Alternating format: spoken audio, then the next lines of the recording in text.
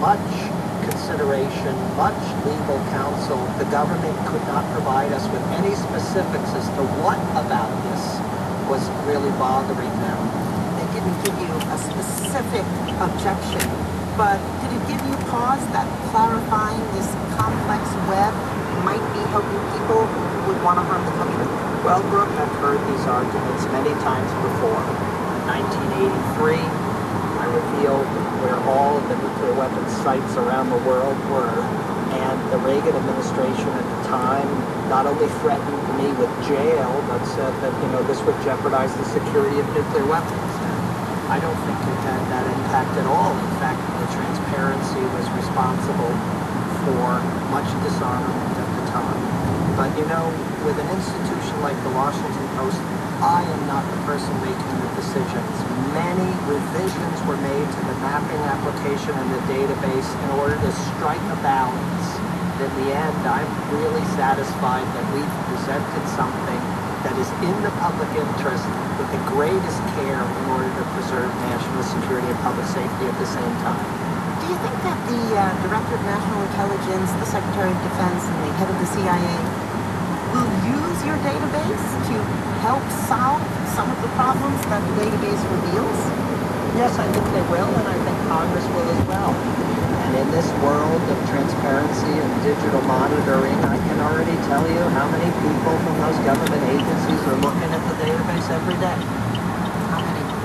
A lot. Bill, thank you very much. Thank you. Bill Arkin is a military and intelligence analyst with the Washington Post.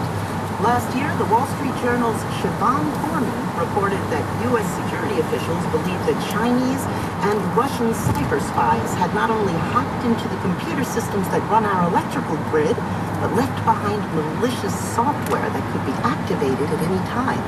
In military terms, that's called preparing the battlefield for some potential future war.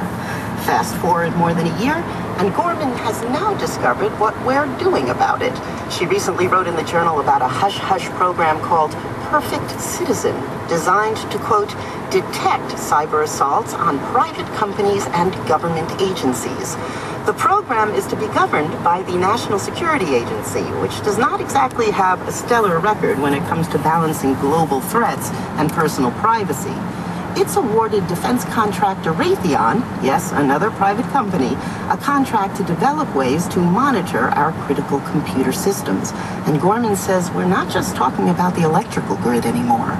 Nuclear power plants, air traffic control systems, most of these subways are also run by these computerized systems as well. You quote an internal Raytheon email in which an employee likens the program to Big Brother. In fact, he or she says, quote, Perfect Citizen is Big Brother. Does that concern you?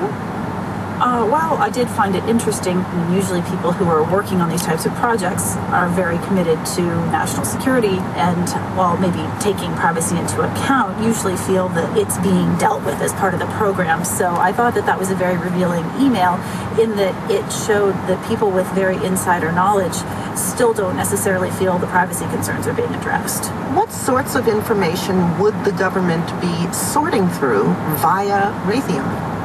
It would most likely be looking for what are called anomalies in internet traffic. So say you saw all of a sudden a lot of data flowing to some sort of computer system that was outside the norm. In theory, Perfect Citizen would